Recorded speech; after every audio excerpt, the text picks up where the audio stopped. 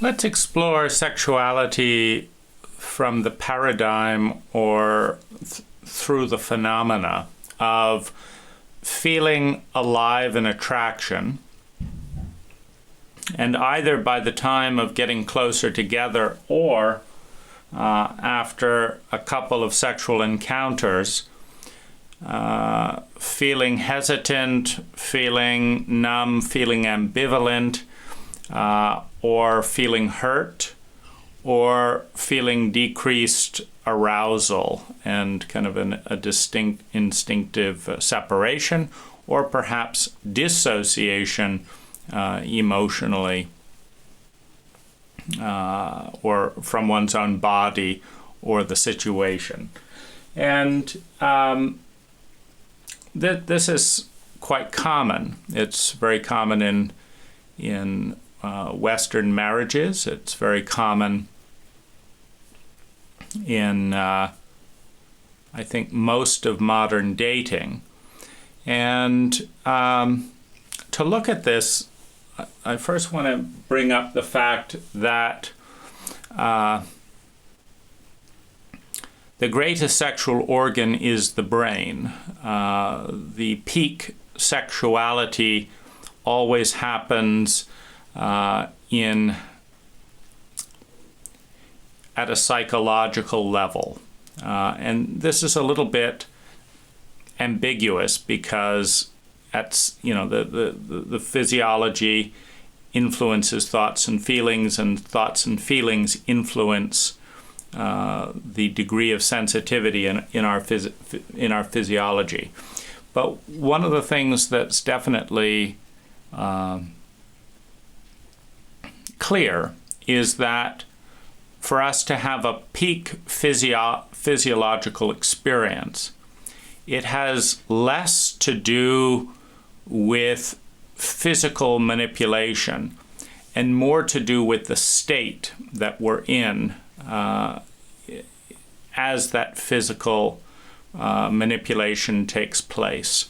And this intensity, the intensity of embodiment and the intensity of feelings, the intensity of presence in the moment, which expands the dimensionality of sensation into this transcendent and multidimensional space, happens either through pain, the intensity of pain as a result of violation and separation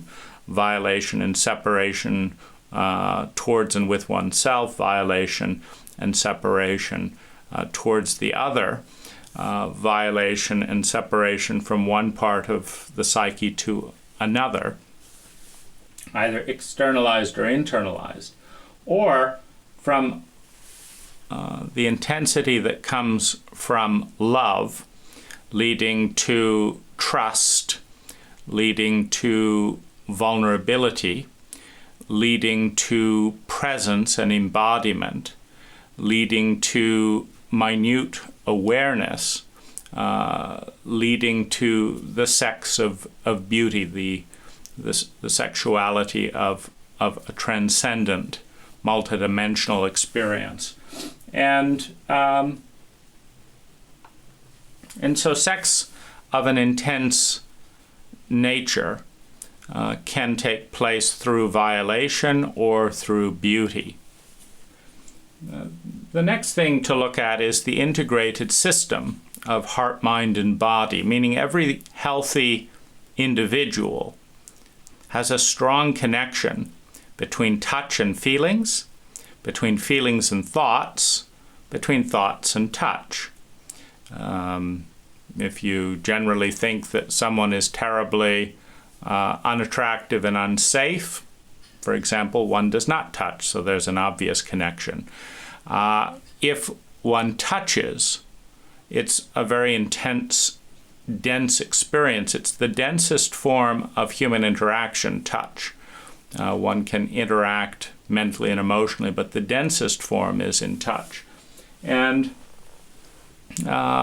in the desire, in the desire to alleviate boredom, to alleviate depression, to satisfy curiosity, to have a rush of adrenaline, to experience the ecstatic release of endorphins. There is the desire for that physical release. And so that desire and its dance takes a large percentage of the modern world into sexual experience. And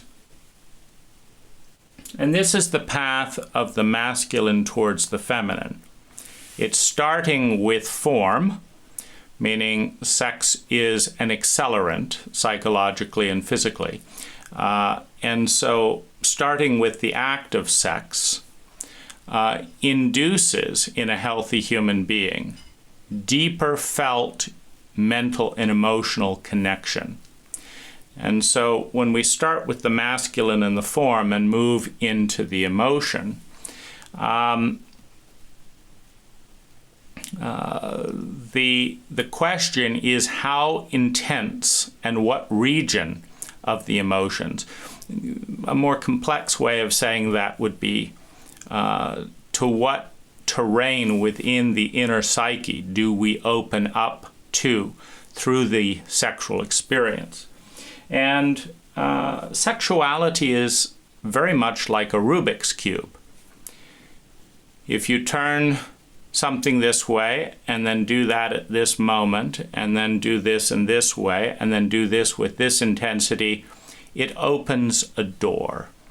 And it opens many doors. The question is, what will this particular combination of presence, intention, of physical arousal, of rhythm, what door will that open up?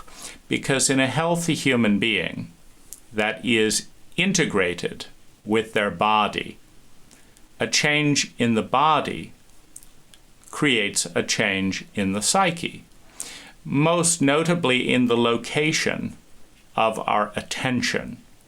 And this is, perfectly obvious when someone is wanting to do some work but is seduced, and suddenly they go from being focused on work to focused on the pleasure in their body. It's a different region of their psyche that their attention is focused. And so the first way that sexuality changes us is where our primary attention is located. And the psyche is much bigger than the cult definition of the ego, meaning we all have a certain degree of self-image, and then we have larger parts of ourself that are pushed to the side in the form of the light shadow and the dark shadow. And so what is pushed aside is those things that are considered bad and taboo, and also those things that are seen as impractically or impossibly beautiful. Maybe there's a beautiful idealist in there, but we say, I'm not an idealist, it doesn't work. And so we push that aside, but it's part of our psyche. And one of the great mysteries and vulnerabilities of a fully open and vulnerable sexual experience is that one does not know where it will take you. But in the journey of fully opening, one will transgress, regress, pass through every feeling, every stored block in the body, every repressed memory, every traumatic moment, every inner age. Each of our personas, from punisher to blamer to healer to lover, through each of our different personas, it will pass through all of these states. And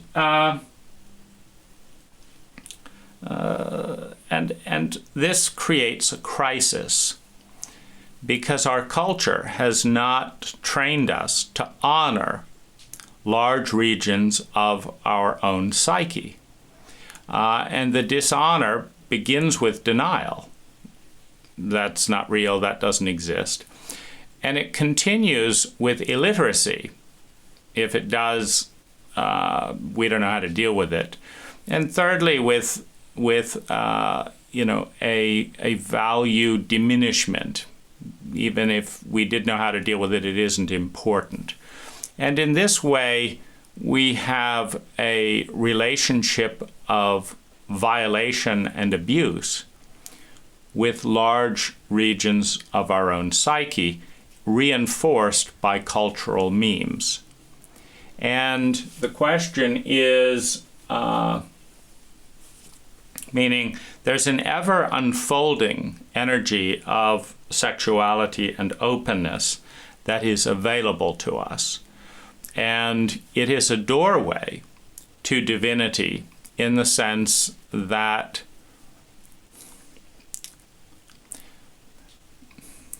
the ego that is capable of navigating with grace, with a lack of obsessiveness, with a lack of attachment, through every feeling, through every memory, through each of the psyche's states, from helplessness to empowerment, from grief to joy, from each of the personas of warrior to lover to healer to magician, the different archetypes, and our personal versions of those archetypes through each age and through each traumatic event, is the ego that transcends the ego.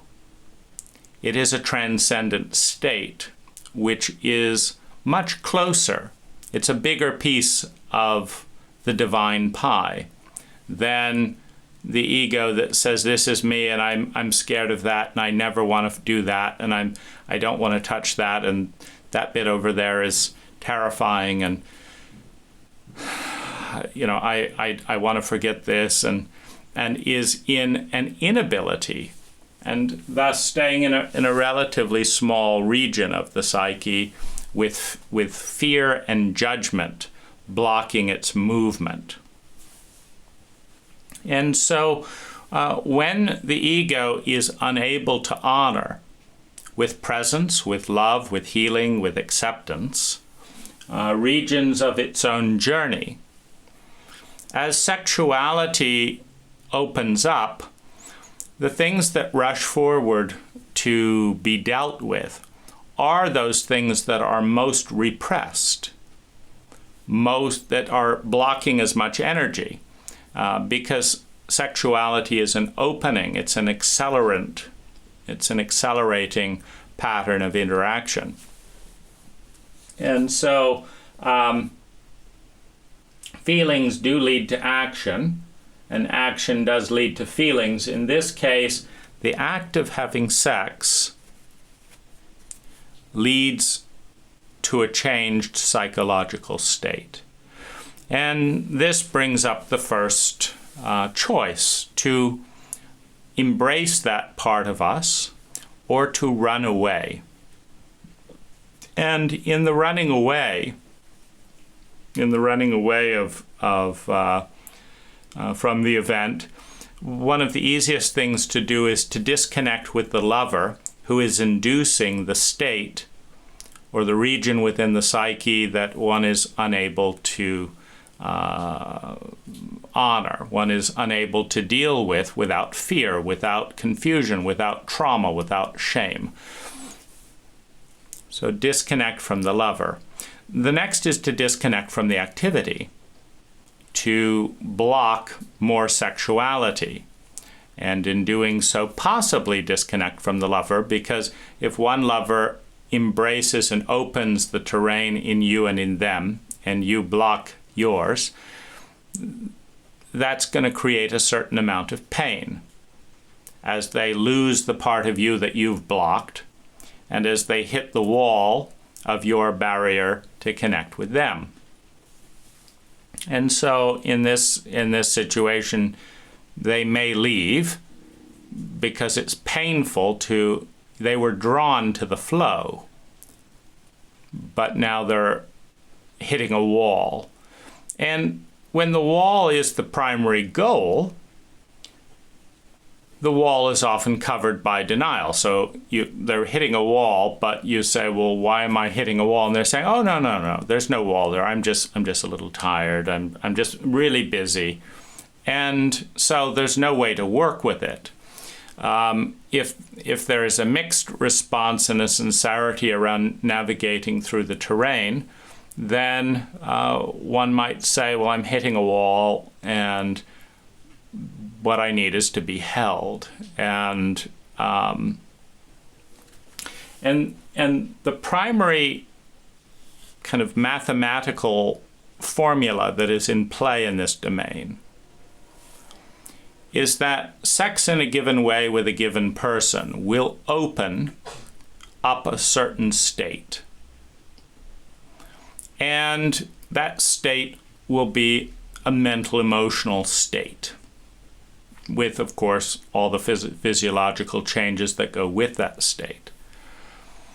And the question is one or more people in the relationship that is inducing that state capable of honoring that state? So what does that mean? Well, if making love with a certain person opens up your adoring, innocent 3-year-old who just loves being praised and adored, and the ego of the person who's part of opening that up with you is a cynical and hostile towards their own inner child and to children, 1.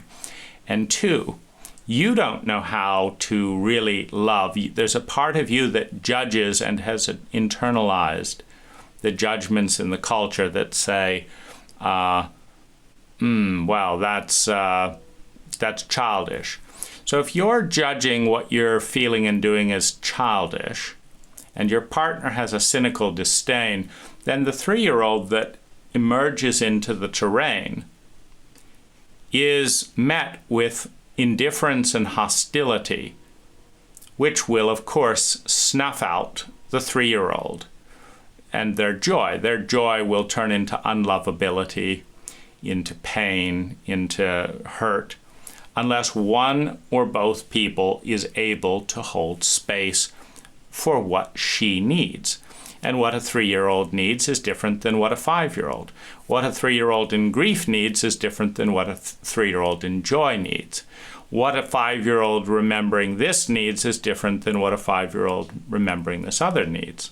What a 3-year-old needs in a particular reality situation is different than what they need in another. So if the 3-year-old shows up in a marriage with a long-term partner who doesn't abandon her, her needs will be different than if she shows up with a one-night experience with a stranger. She may feel confused. Who is this? Who's that? He may feel confused. Who's this? Who's that? I don't feel safe here. Now, the journey through our psyche has its own emotional logic, following intensity, following different contexts, following that Rubik's Cube thing of what opens up at what time, what type of activities and states lead to overall psychological balance given what's going on. And so as a certain sexuality opens up a certain state, that is the state that is challenged, or that is challenging both egos in the relationship to honor it. Now, one of two things will happen here. Either one or both people will love and cherish that state. And in the loving and acceptance and cherishing, that state will become another state. You will pass through the terrain. There's a series of gateways everywhere along this path. And the way to enter the gate is forgiveness, acceptance, love, gratitude, celebration, honoring, recognizing, seeing, I see you, and empathy. I see you, you're in pain, let me give you some pain. Let me give you some love for this pain. I see you, you're confused, let me hold you and be a teacher for you in this terrain. And there are multiple personas and feelings that can show up in a given moment. And in each case, the question will be, is the maturity and sophistication of the egos present such that each of those states and parts of us are honored and welcomed and blessed? Or are only 10% of them, or 20% of them, or 30% of them getting quite high there? What is the percentage of those parts present that are seen, recognized, and honored individually in the partner and verbally and in the relationship as a whole? There is also the phenomena of the third energy. And the third energy is the synergy. It's kind of like fusion. And it produces vast amounts of energy. When two people come together in respect and love in some level, you create a fusion. You can create a fission in large releases of a violating nature, but in this fusion dynamic, some deeper part comes into the relationship through the quality and sophistication of presence during lovemaking. And now you have the equivalent of a baby. The vulnerability of the third energy is that without care from both people, to some degree, it dies. If one or both people violate it too many times, which, it can be a single violation that lasts too many moments, this third energy, it's very much like a baby. If a baby needs milk every 30 minutes to feel deeply loved, and you say, well, I've got to go off to work, so you leave it alone in a crib for 8 hours, there's a series of violations or, communications that are saying, your needs aren't important, your needs aren't important. And this creates more and more distrust, more and more dissociation from the body, more and more walls and resistance. And so there's less energetic flow, which means there's less emotional connection in the case of a child and parent. In the case of a lover, there's less sexual energy available because some of that energy is protecting itself and going offline. And that protection can take the form of withdrawal from the relationship, dissociation from the body when the body is having sex, association with the body but fantasizing and being present to somebody else. It can also take the form of, not only you can leave the relationship, you can go numb emotionally, you can dissociate from the body, you can dissociate from the as much awareness of the other human being. And in each of these cases of dissociation, it's like a rope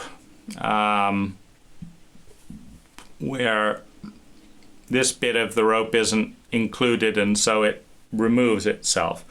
And this bit of the rope wasn't honored, and this bit of the rope wasn't seen. And so the energy gets thinner and thinner, and with the thinness of the energy becomes less and less intense, and with that becomes less and less engaging, and with that becomes less and less satisfying. And so sex loses its vitality when the psyche is not honored. And so the process of a deepening and growing and healing sexuality is to, first of all, pick partners with a clear commitment that whatever comes up in yourself and in them, your primary commitment as a couple is to honor and love that which comes up. And to stay away from relationships where it is understood that a partner has committed limitations to loving and accepting themselves and you in whole regions of the psyche that may or may not come up. And to find those that have the skill and interest in building a loving or nurturing container that honors that which comes up. And this is what creates the freedom for spontaneity and vulnerability in sexuality, is first of all a deep mutual understanding of its sacredness, because it is a doorway into the larger self, which is a doorway into power, into strength, into becoming, into meaning, into beauty, into deeper integrity and integration. And so with this understanding, one can then look at the level of respect for the full range of tenderness to playfulness to intensity to aggression. The need to respect and attune to the youngest parts in either person. So if you're 20 years old psychologically, you may have a 40-year-old body, but if you're 20 years old psychologically and your partner is 3 years old psychologically, it is the 20-year-old's responsibility to attune to the 3-year-old, because the 3-year-old cannot attune to the 20-year-old. There's a question of psychological scale. And so in the vulnerability and the honor, it is demonstrated and lived in the felt. For example, slowing down can be the process, or focusing more on the 3-year-old's need for being adored and accepted and held close. The same types of responses that we would consider appropriate if they are successful between a 40-year-old and a 3-year-old come into play here, with the differences being that if we're being sexual with a grown body, with another person, that the body is not as vulnerable as the 3-year-old. And also that there is an adult container. There is a larger age container. And so there's some protection. But there are still places in the psyche that a 3-year-old cannot grasp. And there are places in the psyche that a 20-year-old cannot grasp. And to bring those parts together is in part the art of the healthy masculine caring for the healthy feminine, which includes the older one taking care of the younger one, the stronger one taking care of the more vulnerable one, as an innate and inherent expression of empathy. Because if you feel empathy, and many parents do when they're going on a hike with their 5-year-olds, they can see when the 5-year-old needs to be lifted up on the shoulders and carried on, or needs a rest. And they grasp the idea that larger legs need to slow down for shorter legs, and that smaller bodies need more rests and things of that nature. And that a young one needs protection and needs you to look out for them. And so this is the type of honoring which may provide the doorway from the 5-year-old into the mystical other, because childhood innocence is very close to spiritual wisdom, and so one might penetrate through the door by loving and caring for the 5-year-old in a way that the 5-year-old feels, I am honored, and so I'm willing to release my hold on the psyche, and that doorway can become a doorway into transcendence, into seeing in very deep places that are very close to our divinity, because our sense of divinity is in the liminal state where we dissolve back into the whole, where we remember our very small part within a larger synergistic whole of the planet and the psychological ecology of which we are a part, and out of which we emerged and will return again in our dying. Where relationships get stalled is when a partner opens up into a place where we feel disgust or dissociation or fear or unable to love that part in ourself. As a result, we respond to the other in the same way as we would respond to ourselves. And as a result, that part in the other feels as violated, as hurt, as unseen and humiliated as that part in ourself does. And as a result, it shuts down. It says, no, I'm not moving. I'm not being here. And looks away and turns away and is in a hurt, often childlike place. The energy stops at this point. That's the point where someone leaves their body, says they don't really want to have sex, says that, oh no, really, there's nothing going on, but I'm not going to talk to you at all because I don't want to speak and be seen more, because what's here gets humiliated, gets violated, gets diminished in some way, and it's tender. And so that's where the magic, that's where the energy dies. And it will rest there until one of two things happens. There is the time passes and healing occurs, that's one thing, and then you relive the violation, again, or perhaps slightly better. There can also be a phenomena where one or both people learn to respond to that terrain and create and restore safety so that it opens up and engages and the energy returns.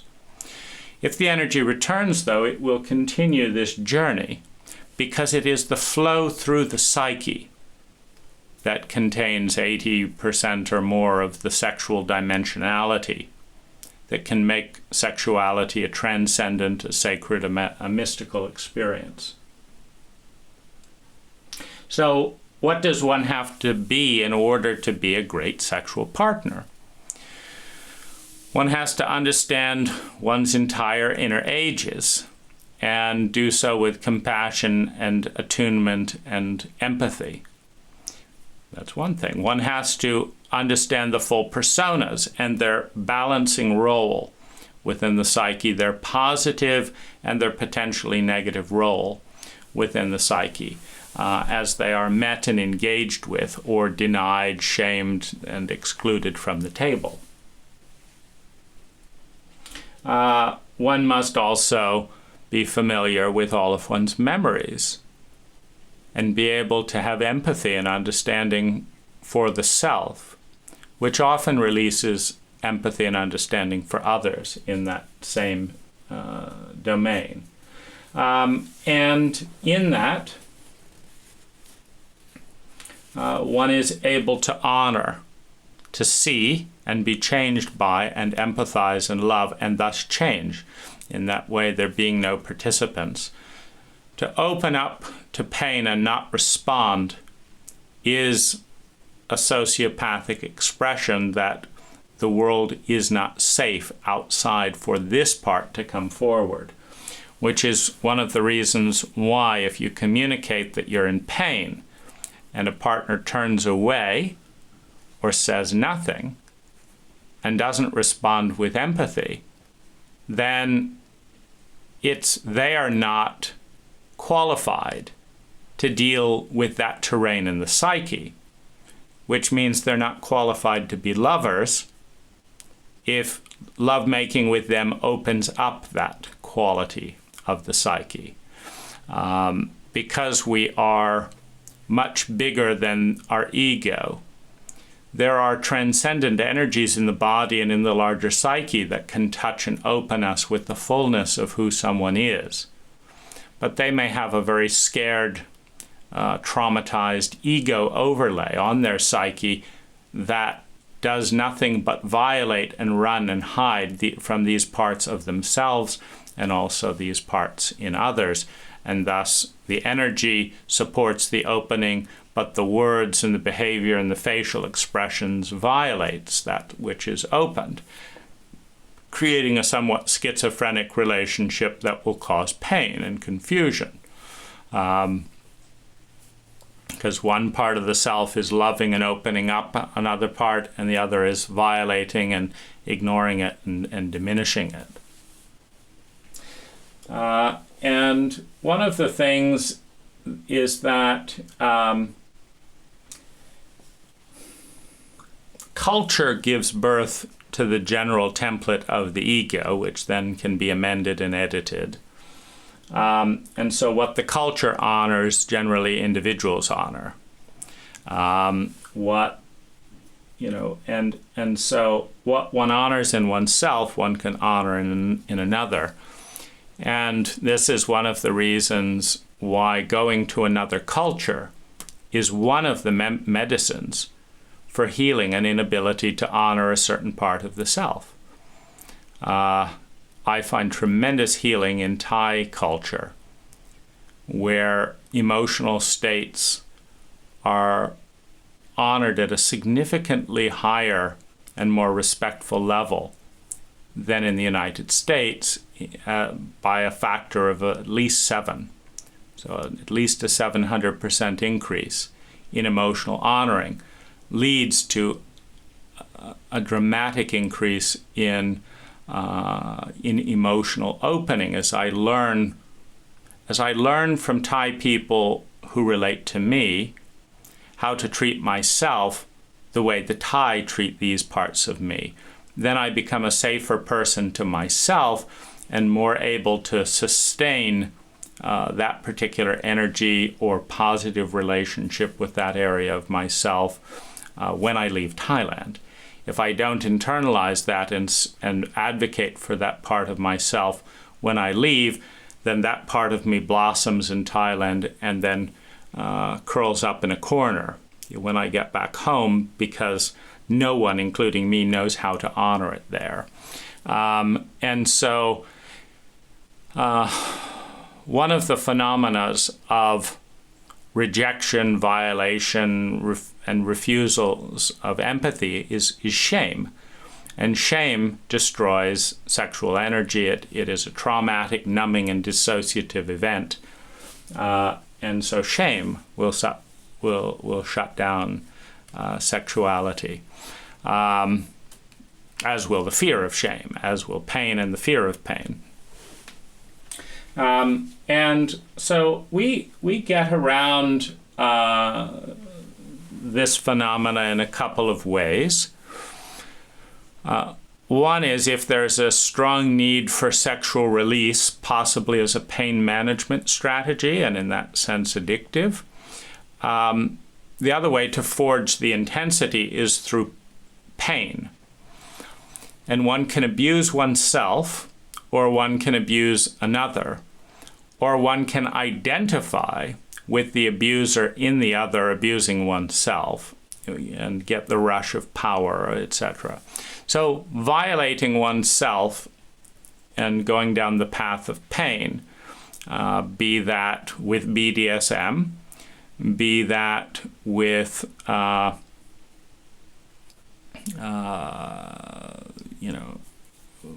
with fantasies of violation during sexuality, will create the adrenaline and the exhilaration and the intensity of emotion. And commonly, the identification is with the abuser.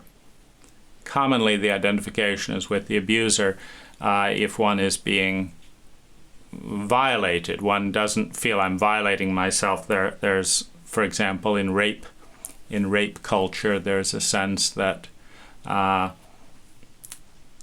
imagining what it must feel like to rape the feminine as I allow my femininity to be raped.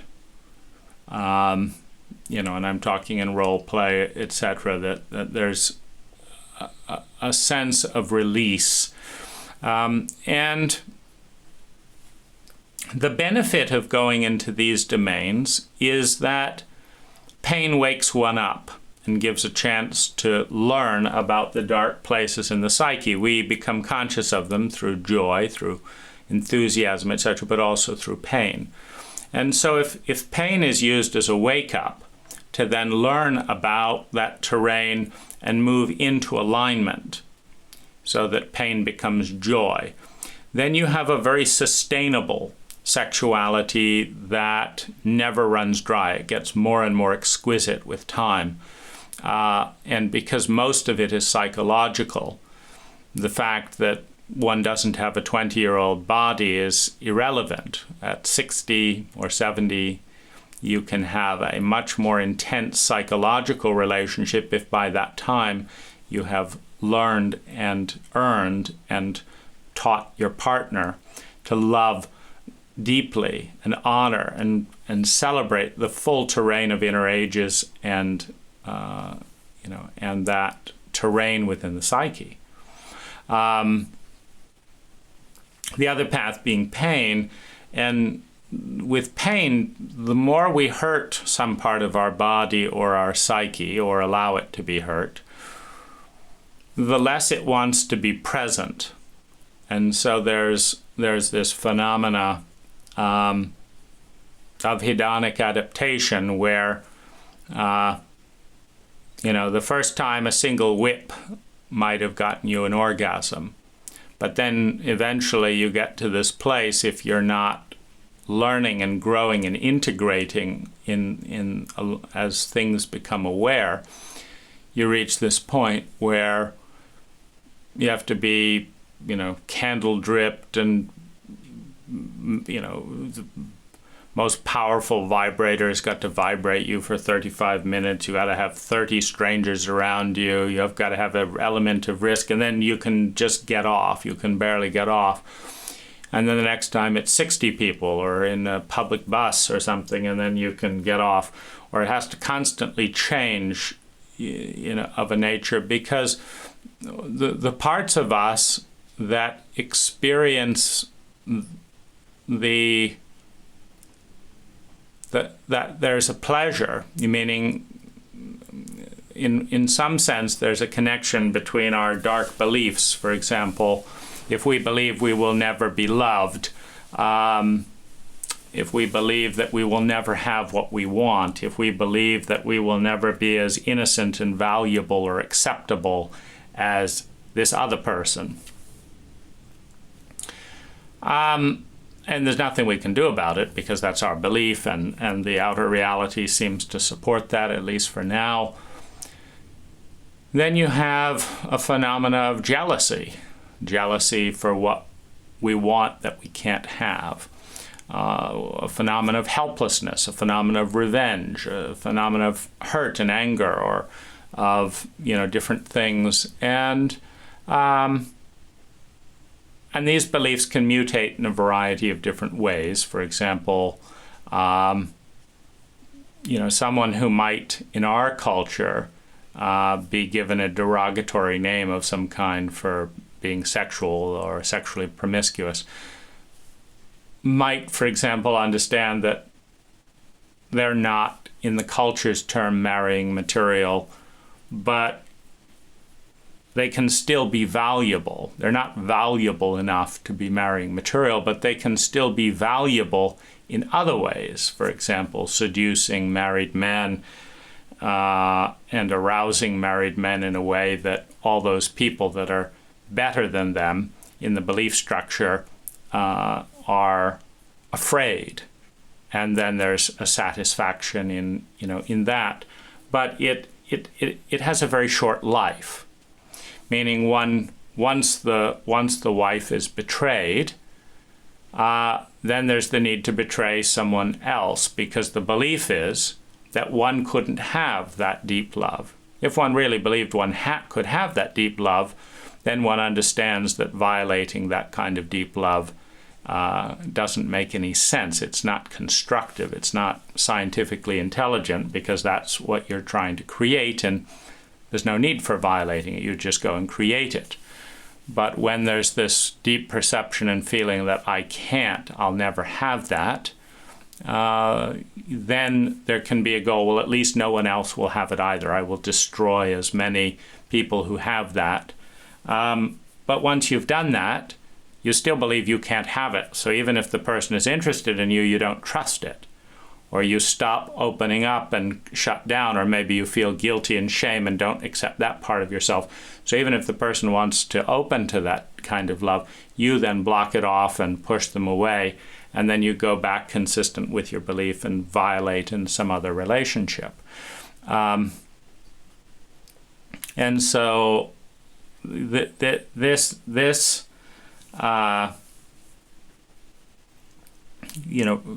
is a very limited sexuality, because it's very short-lived, and it can't grow very much.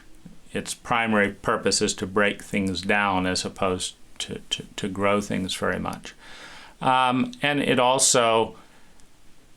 it's not ultimately what the person wants. Ultimately, they want to be the kind of person that could be loved, etc. But the more they do this, the less they see themselves as that kind of person. So it creates more and more frustration. It becomes, a spiral. But it's not a spiral that gets answered with tenderness and honesty and love and moving through this terrain. It's often a tendency that gets met by, more and more promiscuous and addictive sex out of integrity with one or all people involved. But that terrain must be seen and must be forgiven and must be understood by both people before you could navigate past that roadblock. And that intensity of sexuality, meaning it can be very, very intense sexuality as long as you're violating someone else and taking away that. But after you've done that, there's nowhere else for the energy to go. It's a very limited, short train ride. You've ruined a marriage. You've proven that your seduction skills can destroy a marriage, but you haven't necessarily proven that you can create a marriage, which is where the journey is. Because what marriage is not a piece of paper. Marriage is this coming together in synergy, of this is the part that comes up and we both honor that. This is the part that comes up and we both honor that. This is the part that comes up and we both honor it. In this complex, multidimensional cycle that is the last possible thing from boring, because you're going through all the truths. It's an alive, breathtaking experience of profound femininity and masculinity. Every interaction opens up new doors we open up to, and we're led to face that which we cannot face. Because like a bicycle wheel, whatever spoke we cannot bear to see hitting the ground, that's where we put the brake on to block it, but the whole wheel stops. And so as we move through the vulnerability of all this terrain, the energy opens up in a very beautiful way. And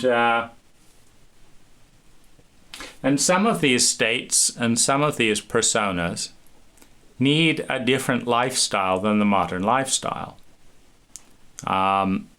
We have a very obsessive 10-hour-a-day culture in the West, and we pride ourselves in that identity.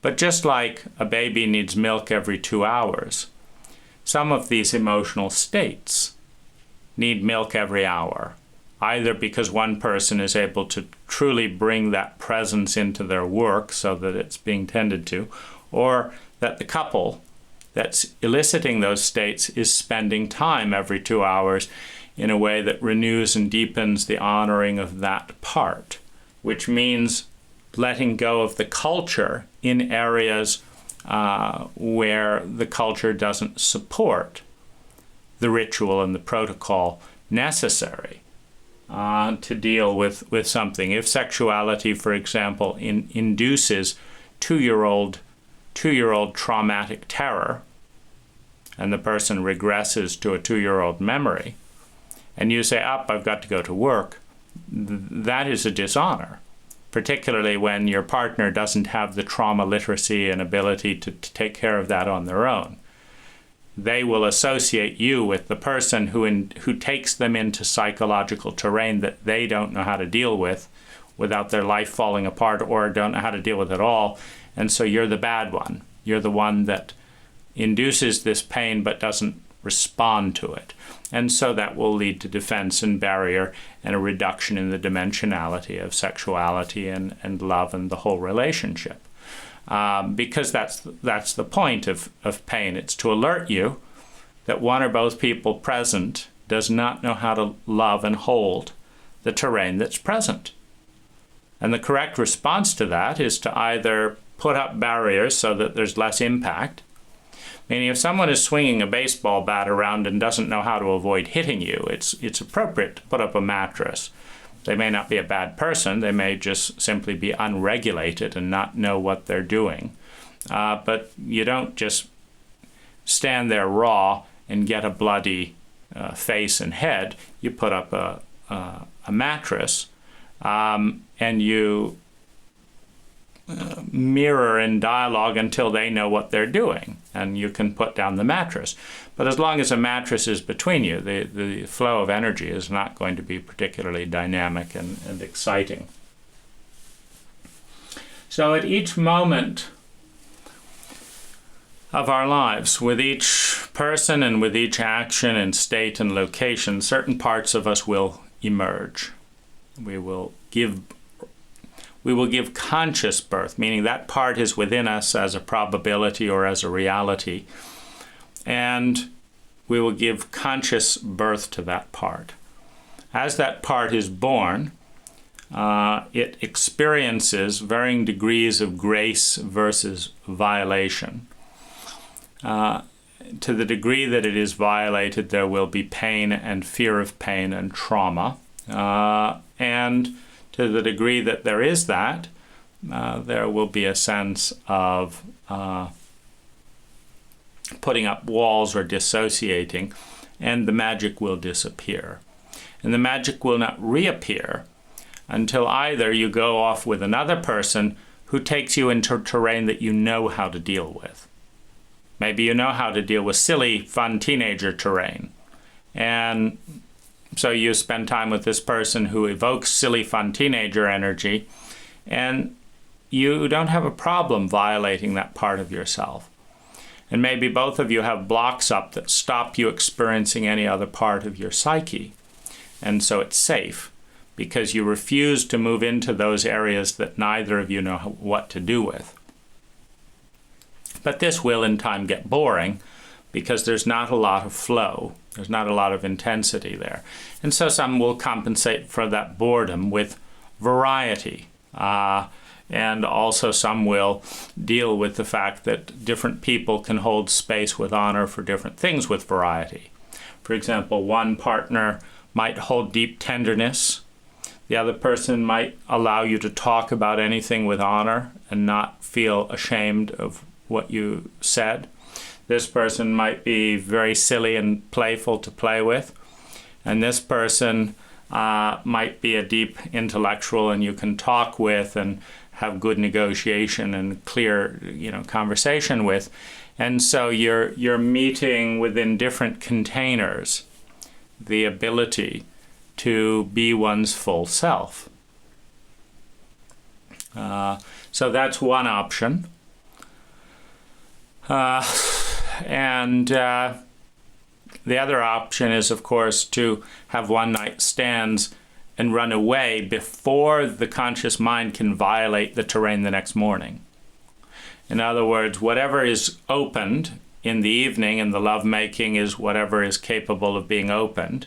But in the assumption from much experience that the person the next day is not going to be sensitive enough and intelligent enough and empathic enough and know us enough to take good care of the feelings that are brought into that next day, then we quickly leave in the morning so they don't have a chance to hurt us. And we feel the separation and the pain of losing them, particularly if it was a good connection. But we don't feel the pain of their violation on top of that opening. So it's not this shock and trauma dynamic. In general, however, the path towards a satisfying life, a satisfying birth, a beautiful experience of growth, a healing relationship, and sustainable dynamics that grow in aliveness and vitality.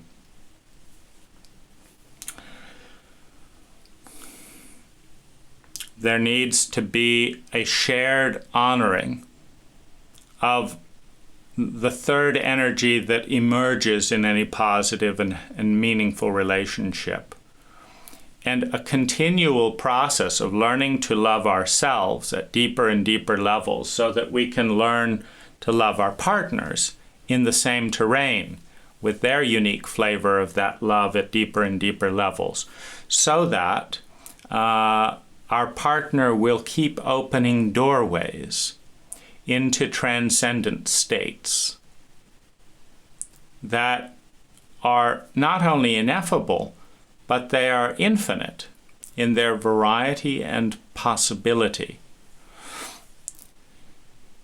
One cannot do this with a partner who cannot honor themselves and who courts abuse, because if the other person abuses themselves,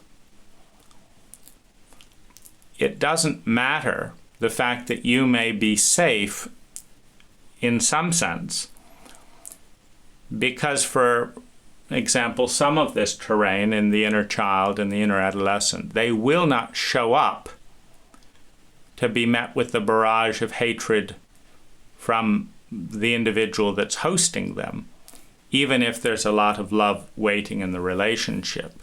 Much like a teenager might not show up at a party, even if the host of the party was respectful and welcoming to her, if her mother publicly shamed her.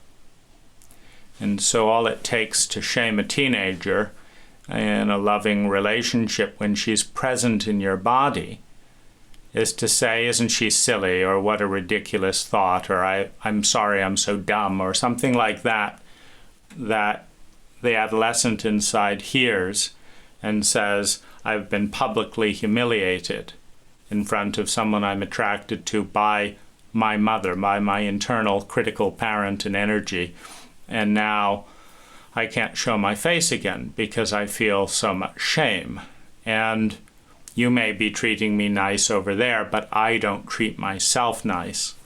And so the teenager doesn't want to show up for the self-abuse that she may even have internalized herself, but again, not want to be fully alive.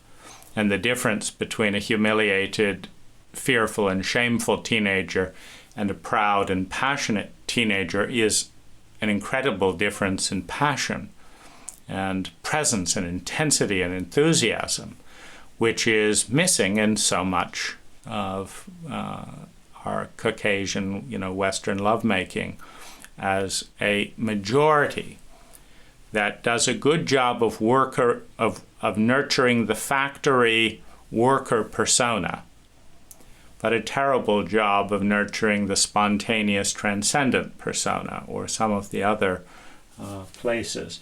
And so this is